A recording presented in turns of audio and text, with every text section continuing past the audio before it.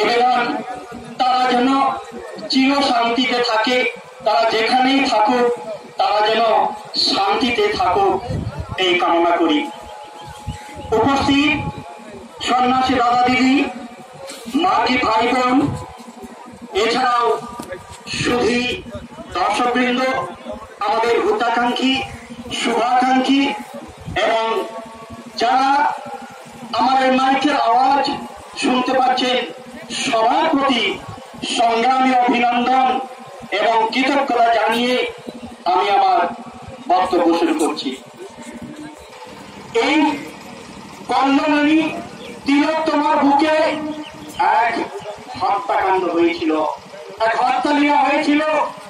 এটা আজকে এই বিজন সেতু বদ্ধভূমিতে পরিণত হয়েছে। আর আমরা তার প্রতি বছর এই স্মৃতি উদ্দেশ্যে আসি।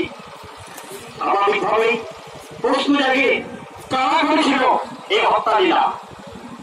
বন্ধুগণ, এই হত্যালীলা জন্য দায়ী লাল সন্ত্রাসীরা।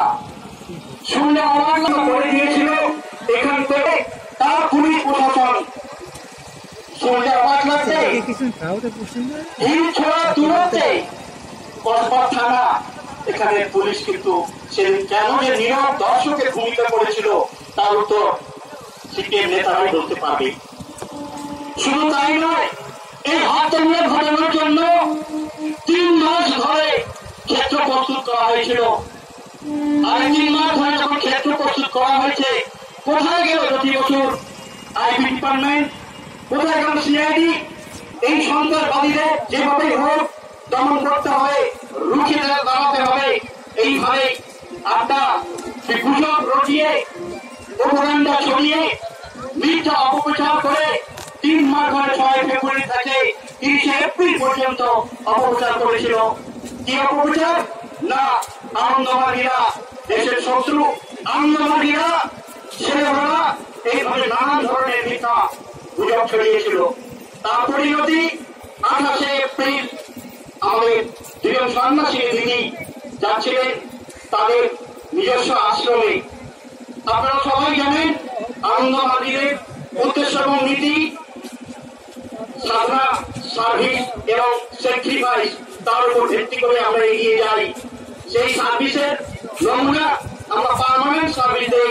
যে সমস্ত বাচ্চারা গরিব এবং দুস্থ, মা নেই কারো হয়তো বাবা মাও নেই, সেই সমস্ত ছেলে মেয়েদের আমরা এখনো পালন করি, তখনও পালন করে চলেছিলাম। দিদিরা 2 জন দিদিকে বাচ্চার সাথে নিয়ে যাচ্ছিল। আর এই মিথ্যা প্রচার করে তারা কি করেছিল? পুলিশের হাতে মারতে নির্মম ভাবে মারতে দিদিদেরকে পুলিশের হাতে তুলে দিয়েছিল। আর সেই পুলিশ থানা থেকে প্রেজেন্ট করেছিল।